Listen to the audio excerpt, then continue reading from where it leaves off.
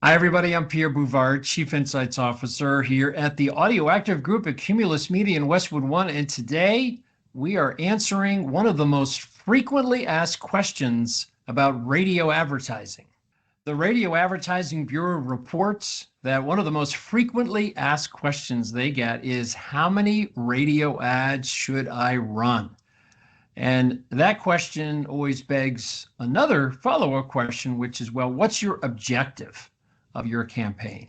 So the RAB and the Audioactive Group examined this in detail and uncovered 6 key findings. First, that the number of ads you need across 4 standard schedules of minimum, maintenance, high impact, and launch vary based on the radio station programming format. Interestingly, agencies and radio sellers dramatically underestimate the number of ads you need for the high impact and launch campaign. The very successful Wizard of Ads agency that works with very successful local advertisers recommends the weekly high impact campaign, which reaches 2/3 of a radio station's audience an average of 3 times, and they recommend that campaign, that weekly campaign, 52 weeks a year. Media monitors, the gold standard of measurement of ad occurrence data, found that the vast majority of radio campaigns run in America are the very light minimum campaigns. Unfortunately, very few radio campaigns in a week are achieving the high impact or launch weight in terms of number of occurrences. A major attribution study conducted by iHeart conclusively connects the dots between cause and effect, between the number of ads being run and the impact that they create. And this was for a major study of auto dealers that looked at the website traffic conducted at the dealers and the number of radio ads that were run. And lastly, advertising is not one size fits all. These 4 campaigns, the minimum, maintenance, high impact, and launch, really help set expectations according to the needs of a local business. So these 4 approaches, or 4 different campaigns that can be purchased, are the minimum, the maintenance, the high impact, and the launch. And for a typical radio station, the minimum, or very light, is only reaching about 1/3 of the audience about 1.5 times. The maintenance campaign, or light, reaches about half of a radio station's audience, an average of 2 times. The high impact campaign, or medium, reaches 2/3 of a radio station's audience, an average of 3 times. And this is the campaign recommended by the highly successful Wizard of Ads agency, reach 2/3 of a radio station's audience in a week, an average of 3 times. And lastly, the launch, or the grand opening campaign, is reaching nearly 80% of a radio station's audience, an average of 4.3 times. There is a legendary radio sales consultant by the name of Steve Marks, who dubbed this campaign the OES, or Optimum Effective Schedule. This is the campaign that if you really want to get significant results, you reach 80% of the station's audience, an average of 4.3 times. How do you calculate these 4 schedules? A very simple ratio called turnover, which is the number of different groups of people that make up a radio station's audience. The formula is simply the cum of the radio station, the democratic head count, the total number of different people reached by a station, divided by the average quarter-hour audience, which is the average number of people listening in a typical 15-minute period, or the number of people reached if you just ran 1 ad on that station. So you divide cum by average quarter-hour audience, and you get this ratio. There is no such thing as a bad or a good turnover. It's just a reflection of how people use that particular radio station. Radio stations with high time spent listening have low turnovers. Stations with lower time spent listening have higher turnovers. Again, there's no right or wrong answer. You simply need to know what the turnover is, and that will unlock the key to how many ads in a week you need for the minimum, maintenance, high impact, and launch campaign. So for the minimum, you take half the turnover, and that'll tell you how many ads you need to run. So let's say a radio station has a 20 weekly turnover, cut that in half. That would give you the minimum campaign, which would reach about a third of the radio station's audience, an average of about 1.4 times. Then for the maintenance campaign, you would just simply take the turnover and use that as the number of ads you need to run in a week. So if a station has a turnover of 20, you run 20 ads, all days and day parts through the week, and you're going to get half the cum reached twice. The next campaign, the high impact, you double the turnover. So the 20 turnover becomes 40 ads run in a week, all days and day parts. That will reach 2/3 of the cum, an average of 3 times. And lastly, the launch or OES, optimum effective schedule, heavy campaign, you take the turnover multiplied by 3.4, and that'll tell you how many ads you need to run in a week to hit nearly 80% of the audience, an average of 4.3 times. So here is a handy chart. We have this on the Audioactive Group blog. You can download this slide, all the slides, and this shows you by format how many ads you need to run to do the minimum, the maintenance, the high impact, or the launch campaign. You run the ads across the 7 days, equally through the week, all days and day parts. So the example of rock, you would need 13 ads run in a week to hit a third of the audience 1.4 times, and then you'd need 100 ads run throughout the week, all days and day parts, to reach 78% of the audience, an average of 4.3 times, and that would be the launch schedule. So we wanted to understand, we know the formula, we know the 4 types of campaigns, the minimum, the maintenance, the high impact, the launch.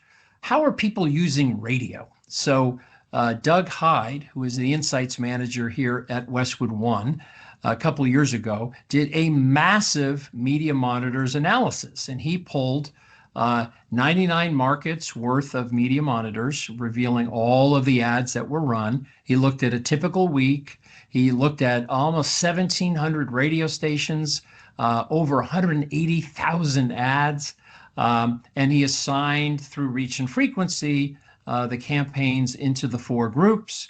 And here's what he found is that most schedules run on American radio are stunningly light.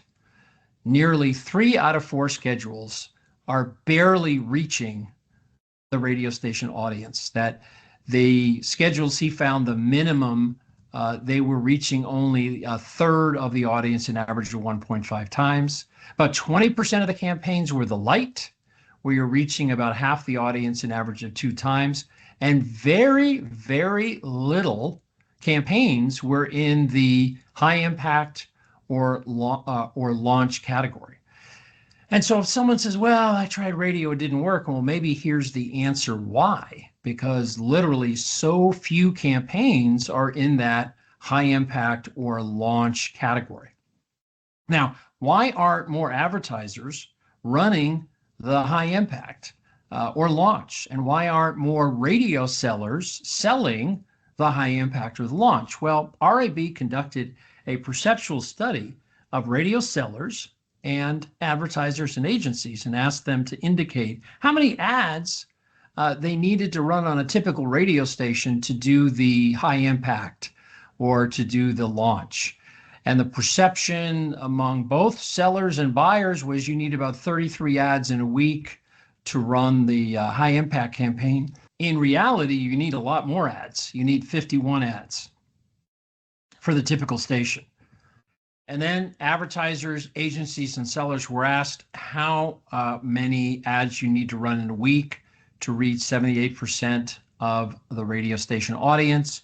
The perception was about 46 ads. In reality, for the typical station, you need to run twice as many. So we have, I think, the answer to why people aren't using these high impact or launch campaigns is simply both the sellers and the buyers simply don't realize that you need a lot more ads run in a week to get this kind of impact and run these kind of campaigns. Now, what is the relationship between number of ads and business outcomes?